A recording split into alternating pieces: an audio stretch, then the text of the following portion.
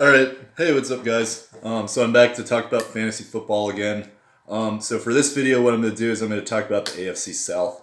If you didn't see the last video, I talked about the AFC North and those teams. And now I'm going to be moving to the next division of the AFC and talk about the teams in the South. So the AFC South is a really interesting division. There's a lot of turnover in the teams that are good each year. So in 2017, both the Jacksonville Jaguars and the Tennessee Titans were the teams that made the playoffs. But then last year, it was actually the reverse. It was the Houston Texans and the Indianapolis Colts. So these teams are all talented, and it's kind of tricky to figure out which one's going to win the division. And that usually does have an impact on fantasy production. So same thing here. I'm going to break down all the positions and then kind of get into each teams, and we'll go from there. Comment and let me know what you think of these, and I'll try to answer your questions and try to help set you up for success. So the first team I'm going to talk about here is the Houston Texans. So the Houston Texans, they won the division last year. However, they lost to the Colts in the playoffs, so there's some questions about whether or not they're going to repeat for next year. But a lot of good fantasy players. So let's start with their schedule. They start out on Monday night at New Orleans. That'll be a shootout. Then they are back at home against Jacksonville. They go to the Chargers. That'll be a tough game. Then they play the Panthers and the Falcons at home, and they go to Kansas City and to Indianapolis. So there's some high scoring games in those. Could be kind of an up and down production. But then at the end of the season, they finish the fantasy playoffs with Denver, Tennessee, and Tampa Bay. So potentially a strong finish there for those players. And their quarterback is Deshaun Watson. So I'm just going to be honest with you. Like I kind of have like a crush on Deshaun Watson to an extent partly because, I'm not really like that, but just because I took him as an undrafted player in 2017, and he like exploded for me, and I thought I was going to win the whole thing, but then he tore his ACL. But I took him last year, and he helped me get a championship. So this guy is kind of like I'm a strong proponent of him. And the reason why is because I talked about Lamar Jackson and his floor with rushing the football. So Deshaun Watson is also a threat to run from anywhere, but he's got a deeper arm. He's just a natural winner, and he's got all these talents around him to throw to as well. I think he's going to be a great quarterback. He was number 5 last year. He really caught a lot of people's attention, and he was playing hurt for a lot of the season as well. So I just expect him to put up even better numbers, and I think that this is somebody that I would justify potentially reaching on in the draft, especially if you have Hopkins as your first-round draft pick. That duo is going to be pretty tough for your opponents. So Deshaun Watson, good quarterback for next year. I would say he's my second favorite quarterback for next year. So obviously Patrick Mahomes is number 1 if you can get him, but he'll probably be gone by that point. So they're running backs. So the running backs, they returned Lamar Miller from last year, and Lamar Miller, he was okay. So overall, Lamar Miller, he spent some time hurt, but he still finishes the 22nd ranked running back in PPR leagues. But there's a lot of inconsistency there. He's not always the most efficient at times. And there's a lot of talk about Foreman, his backup, and whether or not he could take the reins for next year. I have mixed opinions there. I think Lamar Miller is somebody that if he's around, I wouldn't necessarily take him. I would let him slip a little bit in the draft before taking him, because Lamar Miller is kind of he's not really, with the opportunity that he has, he's not really doing the most with it. So I could see them eventually moving to Foreman. Foreman is somebody that I would definitely make sure is drafted. If he's on the waivers, I would, very end of the draft, you need a running back, he's somebody to pick up as somebody to stash and see what happens. Okay, so wide receivers. So DeAndre Hopkins is another receiver that I love. So it's very close between him and Devontae Adams for number 1 receiver. I'm kind of leaning a little more towards Adams right now, but I go back and forth every day on this. But Hopkins is somebody that I would rank as my 5th or 6th Depending on how I feel about him and Adams, I think those are both 5th and 6th in my overall draft board and my top receiver. So Hopkins he's a possession target. He's a red zone threat, and he's got great hands. I mean, this is Deshaun Watson's #1 guy, and I think he's just going to continue to get the ball from him. So the other receivers, they have Will Fuller. Will Fuller is an interesting player. He's when he's with Deshaun Watson, this guy puts up a ton of stats. But the thing with Will Fuller is that as somebody as fast as he is, he's also very injury prone. So I mean, this guy though, when in the games he played last year before he tore his ACL, he put up an average of 15.1 fantasy points in PPR, which I mean that average is higher than Jarvis Landry, Alshon Jeffrey, Kenny Golladay, and Calvin Ridley. And a lot of those guys are being drafted before Will Fuller for this coming season. So you have to understand that there's injury risk with Will Fuller, but I would take him at about his value, and especially if you're looking for a 3rd or 4th receiver, because I think Will Fuller is a guy that could put up wide receiver 2, maybe even wide receiver 1 numbers some weeks. And he's probably, off his injury, not going to go very high. And then another one is Coutee. I think that's how you say his last name. I'm not really 100% sure. But, I mean, this guy was also very good last year when he had his opportunity. He's a good PPR player. He's kind of more of a slot, just slowly move the chains kind of player. But he's somebody to keep an eye out on, and I think he's going to be down in the draft as well. Potentially a very good value player, especially if anything were to happen to these top 2 receivers. I think Coutee could be a guy to really kind of come into his own for next season. So, tight end. So the last season, their tight end, Jordan Howard, he was a rookie last year. He was okay. He caught a couple touchdowns.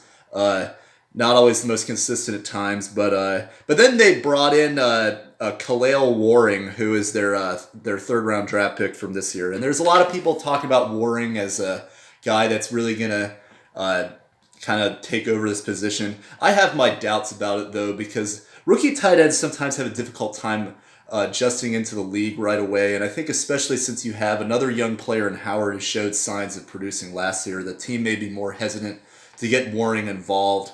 Especially they already got Hopkins as a good red zone target. So Waring is a good guy to look out for, but I would not reach for this guy, and I'd probably not draft him right off the gates unless you're at the very end of the tight end class. This is somebody that could be very good, but he also could be kind of a bust depending on what happens with Howard. So keep an eye on that. Don't put too much stock into him as a sleeper candidate, in my opinion.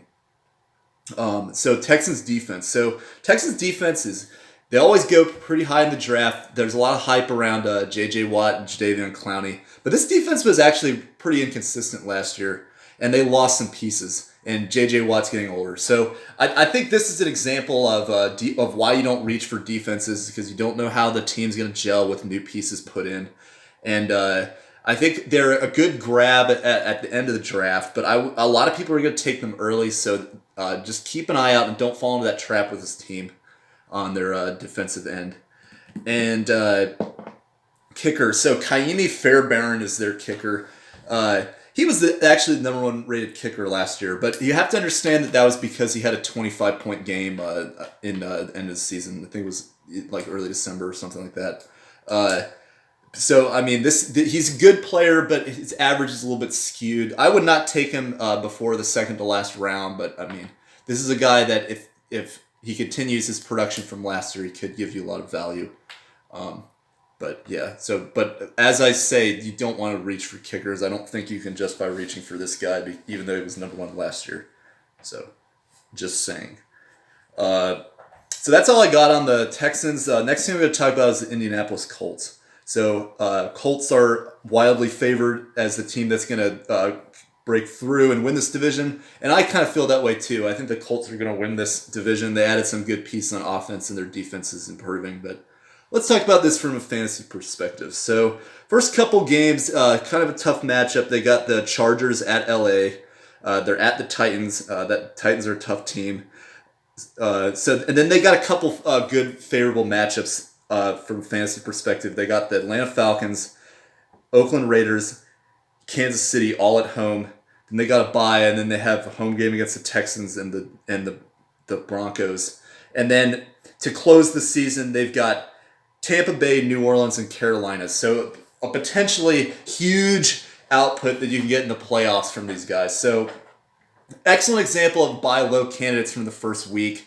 You want to take advantage of this because the Chargers have a good defense. You could get some value off them. But anyway, so Andrew Luck, their quarterback. Andrew Luck is he was the number 4 rated quarterback last year. I'm not the biggest Andrew Luck fan because he doesn't run it as much, but he is kind of injury prone. But he does he does put up a lot of stats and is a very good quarterback.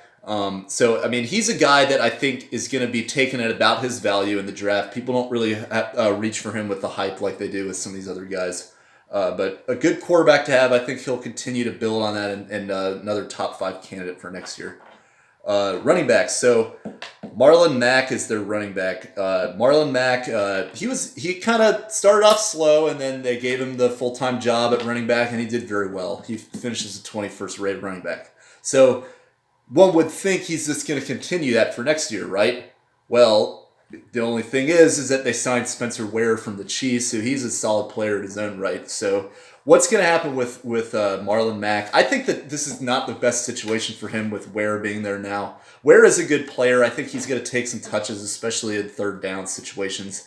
And they still have Nyheim Hines, who's a good PPR running back as well for those short screen third downs kind of thing. So I expect Marlon Mack to be like right around the 20 range for next year in terms of the overall running back ranking. So I justify him as about like a 4th round pick, maybe in RB2, but just understand, I don't expect this guy to break out. I think Ware is another guy that you can take a flyer on later in the draft as a PPR player because he is very talented. And Hines you have to consider him too, but I think that he's going to lose a lot of his touches to Spencer Ware, so I don't really like him as much. But yeah, so wide receivers. So a couple new pieces here. So let's start with T.Y. Hilton. T.Y. Hilton is Andrew Luck's favorite target. He was injured for a lot of the last year, or for the early part of last year, but he ended up being the number 14 wide receiver in spite of that, and really had a good end of the season. T.Y. Hilton is I expect him to continue around that range for next year. I think that he's going to be a top 15 receiver again. And I think that this guy, as long as he could stay healthy, which is kind of an issue for him sometimes, he is got the rapport with Andrew Luck. Very good receiver to have on your team. But the reason I don't like him as a breakout candidate is because they added Devin Funchess. And Devin Funchess was so bad last year with the Panthers, which is disappointing because he had a very good 2017, but he really did not step into the opportunity that he had for last year. But now he's got a new home. He's kind of trying to prove himself. A lot of people are doubting him now. I think he's a breakout candidate. Especially, he's not going to be a wide receiver 1 or anything like that, but he's going to be a good wide receiver 3, I believe. Especially Andrew Luck likes those big possession receivers. I think Funchess is gonna be a guy that he's probably falling in the draft based on how he did last year. He's probably not going to go in the top half, and he's a good receiver that you could take a flyer on, and he's got a good offense that he can put up a lot of points. And then another guy that I think could kind of fill this void, I like talking about voids, is Paris Campbell. He's a rookie they just drafted in the second or third round, I can't remember. But this guy, his 40 time was a 4.31. That's ridiculous. That's very fast. I think this guy is going to get some bombs from Andrew Luck for touchdown. I don't really know if I see him being consistent or not yet. But this is a perfect situation for a rookie like this. I think he can kind of break onto the scene. I would make sure this guy is drafted, and if you got an extra receiver spot, he's an excellent candidate to have, especially with the opportunity with Andrew Luck. And then other guys like Zach Pascal and Chester Rogers. I mean, those guys are okay, but I mean, I wouldn't spend much energy on them unless one of these other guys gets hurt. but so don't draft them. Okay, so at the tight end position, you got Eric Ebron and Jack Doyle. So Eric Ebron was a great tight end last year, but you have to understand that a lot of that was because Jack Doyle was hurt for a good portion of the season. I do think though Eric Ebron is still going to be a good tight end. I still see him as top 10, but I don't think he's going to have as great a season he did last year because they have Jack Doyle there. And I think that they're going to split each other's touches. And then even Mo Alley Cox, who's a converted basketball player to football from when he used to play for VCU. I mean, he's been getting some reps in as well. I could see him stealing some touchdowns away from these guys. So I think you draft these tight ends because of Andrew Luck's rapport with that position, but I think that you can't take them as expecting them to put up like elite numbers for you. So just temper your expectations when you're drafting these guys. But on the opposite end, the defense for the Colts, these guys, they didn't rank very well last year, but they, in the second half of the season, really came on strong. They got a good rookie, or second-year player now, Darius Leonard, and they shored up some of those positions in the draft. I think the defense of the Colts is potentially going to be a top 10 defense next year. And they're not, and a lot of leagues aren't even going to have them drafted. So if they're there second to last round, excellent steal to take. Don't reach for a team like the Rams or the Jags, which I'm going to talk about in a sec, in halfway through the draft, because this team I think could be a better defense for you. Maybe not the Rams, but you don't want to cost yourself talent for a potential steal like this. So, just saying. And then Adam Vinatieri. So it's amazing that this guy is even like still in the league at this point. Like he's got like white hair out there or something like that. But like and he's #1 kicker of all time. But so don't reach for this guy though, because a lot of people want to do that because of the hype around him. But I mean, he was the 12th ranked kicker last year, so that's about at replacement level with somebody on waivers if you have 12 teams in a league. So another example of why you don't reach for kickers. So Vinatieri should not go any higher than the last round. I'm just going to say that. Don't try to pull a Steven Gostkowski because I talked about that 2 videos ago. Yeah. Okay, so the next team I'm going to talk about is the Jacksonville Jaguars. So Jags, couple changes there. They had a very amazing, like it was amazing like how far they fell last year from the 2017 season. Like this is an absolute disaster. But I do think they could have a bounce back season, and I see them as a potential playoff candidate. So I think their fantasy production might be a little bit better as well. Their first couple games, they got the Kansas City Chiefs. That's a tough matchup for them, at least from a football perspective, not necessarily fantasy. And then they go to the Texans. They are at home against the Titans. Then they play the Broncos and the Panthers on the road. They're home against New Orleans, and then they play the Bengals. So could be kind of some up and down games. And then at the end of the season, they have Tampa Bay, Oakland, and Atlanta in 3 of their last 4 games. I think those are all potential great fantasy outputs for you. So let's start with Nick Foles. So Nick Foles, coming over from the Eagles, he didn't play a lot last year, but when he did play, I mean, his average was 17.8 fantasy points, which, take a look at some of these other quarterbacks around the league. That average was higher than Sam Darnold, Case Keenum, I mean, that's kind of understandable, Derek Carr, a lot of people are getting hyped about him, and then Matthew Stafford, who's always drafted but never really that good. So Nick Foles, now he's got the opportunity without having to compete for first team reps. He could potentially be a good stopgap for you, maybe a late draft pick, streaming option, and he could be a good quarterback for you. This is why you stuck up on running backs and receivers early, and you don't reach, just because somebody like Nick Foles could be a decent value for you. So I don't necessarily like him as a high-end draft pick. In fact, I probably wouldn't draft him unless unless you're in like a 14-team league. But right about 14 to 15, like I see him being next year. I think he could be a very good quarterback for you. or at least a stream option at worst. So the running back position, Leonard Fournette. So Leonard Fournette, he had like his rookie year was great.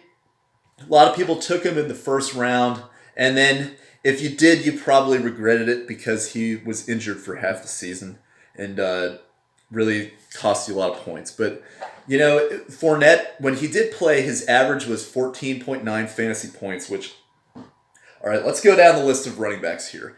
That's higher than so two guys I just talked about, Lamar Miller, Marlon Mack. His average is higher than Derrick Henry, is somebody I'm going to talk about. And then other guys with hype, Aaron Jones, Matt Breida, Dalvin Cook, Kerryon Johnson. I mean, these are all guys that a lot of people are taking higher, are going to take higher, or are going to consider taking higher than Fournette because of how bad his season was last year. And that is a mistake because if Fournette is healthy, this guy is a beast. And I think that the opportunity is there, especially now they have a competent quarterback other than Blake Bortles. Then he could actually have freedom to operate and could be a top 10 running back again. So if he's third or fourth round, Fournette is a good running back that you could take, buy low candidate, and especially first game against the Chiefs, he could have a huge game. Maybe you could trade him and get an even better running back. So I like Fournette for next year. But he's got some interesting touches to compete with. They got Alfred Blue, who's a good PPR back from Houston last year. So is he going to be on third down more because Fournette's not really a pass catcher?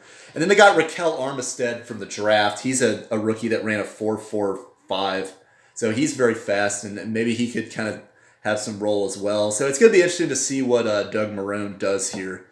But I still like Fournette as a guy that's going to have a improvement. Wide receivers. So a couple of guys, they have Marquise Lee coming back from his injury. D.D. Westbrook is still there. They picked up Chris Conley from the Chiefs. They got DJ Chark, who was a rookie last year, but he didn't play a lot. And then they got Terrell Pryor, who's like this guy's done. He's probably going to get cut, apparently, according to reports. So who do I like among these guys? So I think D.D. Westbrook is going to be the one to break out from this. Last year, didn't really have a lot of opportunity, but that's also because he had Blake Bortles as quarterback, which I'm pretty sure like Johnny Manziel might even be a better quarterback than Blake Bortles. But Westbrook was in the Heisman race when Baker Mayfield was quarterback at Oklahoma. He's a very talented receiver. I just think that now that he's got this new opportunity, this is a guy that I think is going to be mid to late draft, somebody you can throw in there, and I think he could have a breakout season. I also think DJ Chark is another guy that could potentially break out now that he's got a year of experience in the NFL. Marquise Lee, maybe, but he's coming off an injury where he didn't play at all last year, so it's kind of hard to say with him. And then now tight end. So they got Jeff Swaim from the Cowboys, and then they got James O'Shaughnessy, which that guy sounds like a microbiologist or something. But they got a third round pick in Oliver. So if you're gonna take any, I don't really necessarily like any of these guys, but if you're gonna take any of them, take Oliver. He's the third round tight end, and Nick Foles, when he was in Philadelphia, he loved throwing it to Zach Ertz, Dallas Goedert. I think Oliver is somebody that I like as somebody that could step in. He's got more potential than these guys, and if he's not doing well, just cut him. But Nick Foles likes tight ends, so this could be a good void for them to fill. And Jacksonville defense. So, all right, this is why you do not reach for defenses. So the common theme of the last couple of years is that people reach for the Jags defense because their defense is great. But they got Blake Bortles, and then that confirmed that thought even more 2 years ago when they made it to the Super Bowl and lost arguably because of Blake Bortles. Really it was probably Tom Brady. But anyway, but then last year their defense did not play well. They had a lot of character issues and didn't mesh well. But I think they could be a bounce back. They got Josh Allen from Kentucky as their draft pick. There's no denying Jalen Ramsey's talent, so another defense that I think is you don't want to reach for them, but they could be primed for an out or for a bounce back, and maybe they'll be there at the end of the draft because a lot of people aren't high on them anymore. All right, last team, the Tennessee Titans. So Tennessee I think they're gonna they're not gonna be as good next year. They got a lot of things to work out, especially at the quarterback position. And I think that's gonna cause problems with the rest of the team. So let's get into that. So beginning of the season, they got the Browns, the Colts, so some shootouts there, and then they got the Jags and Atlanta both on the road. Then they face Buffalo, Denver, and the Chargers. And then at the end of the season, they have some favorable matchups. They got Oakland, Houston, and then New Orleans. So, but is this offense even going to give you anything with the in those favorable situations anyway? And I don't think so. So Marcus Mariota is their quarterback. I feel bad for the guy because he was really good his rookie year and his second year, and things have just not gone well for him since. He was the 28th ranked quarterback. He battled all kinds of injuries and really was just even when he was healthy, he wasn't even that good. So they brought in Ryan Tannehill as an insurance policy. I really don't think Ryan Tannehill is any better for them. So I would stay away from both these guys. I think Mariota is going to win the starting job, but I just don't trust in his health. And I think this offense has just become so rush-based. I think Mariota is not really in a position to thrive anyway. So stay away from both of them. Running back, all right. So Derrick Henry, I did not own Derrick Henry, but I couldn't imagine this dude in my league, he was rolling out Derrick Henry the whole season and just watching him put up duds. And then the first week of the playoffs, he sits in because he's like, oh, I can't rely on this guy. And then he rushes for 250 yards or something ludicrous like that. And then so the guy had 45 points that were on his bench.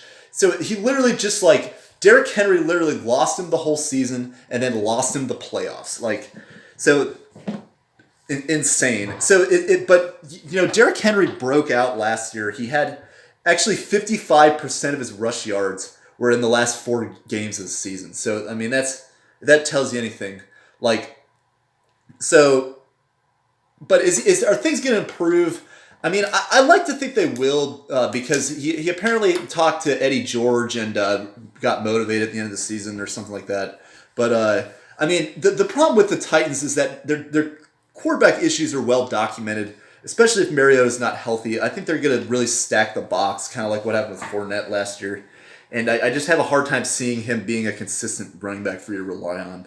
But I think he will overall be more consistent than he was the first 12 games of last year. And then they got Dion Lewis. Dion Lewis is going to be around as a good PPR option for them, but I would kind of steer clear of him over some other PPR backs. I'd rather have Spencer Ware, to be honest, than as an example. So yeah, because Lewis is getting a little old and he's not a Patriot anymore. So wide receivers. So oh boy. All right. So Corey Davis, This is another wildly frustrating player. So I think he had 3 excellent games last year, and then there are some games where I don't think he caught a pass. So overall he ranked 29th, and this guy's been given all the opportunity in the world to take over for this team, but I mean, has he really not done anything with that? I would just stay away from him altogether, to be honest with you. So let's consider this statistic when you're looking at Corey Davis versus Adam Humphries, who's the guy they just got from the Bucks. So Davis was the number 1 option for the Titans last year, and he was the 29th best receiver. Adam Humphries was probably the 4th best receiver on the Bucks last year, and yes, that's a more throwing attack-based offense, but he was the 24th ranked receiver. So Adam Humphries was already a better receiver by the rankings than a number 1 target on the team that he's joining. So Adam Humphries, I think, is going to be a breakout candidate, especially with short slot passes. He's kind of like a light Julian Edelman kind of player to a degree. So I think Adam Humphries is a good get. I think he's going to go relatively low in the draft, and he's going to give you a lot of good value, especially from a PPR perspective. I like this guy potentially as a top 15 to 20 player, depending on how inept the rest of this offense is. So I'm pretty high on him. They also, another guy that you can look out as a potential void filler is A.J. Brown, a rookie they just drafted. Another example of opportunity there because he's they're going to have to throw to somebody, especially if they get down, which I think is going to happen in a lot of these games for them. And then they got like Taywan Taylor and Tajay Sharp, which, I mean, these guys are just like useless. Like I wouldn't even consider having them on your team. So tight ends. So they got Delaney Walker. Delaney Walker is a decent tight end, but he's also very injury prone. And he's getting older. And the other thing you have to consider is that when Delaney Walker was out last year, they had Jonnu Smith, Anthony Frischker, and two other guys that are still there, step in and have productive games at times. So kind of like the Ravens I talked about last week, these teams like using a bunch of tight ends for blocking purposes mostly, not really so much for throwing options. So I do not really like Delaney Walker as much. I think if I would try to go more in the direction of somebody like OJ Howard or David Njoku that are younger players that are gonna get more opportunity on better offense. But I mean, these guys are potential stream candidates, I think. And then I'm not really gonna talk about the defense and kicker for them. I mean, they both. Ryan Suckup and the defense are solid at times, but you only really consider them as stream options, I think, for these teams. Or depending on their matchups. So, anyway. But yeah, that's my analysis of the AFC South. So, let me know what you think and comment with any concerns or questions you have about anything. And next week I'm going to do the AFC West. So, stay tuned and look forward for that. So, cool. All right. Well, thanks for watching. Bye.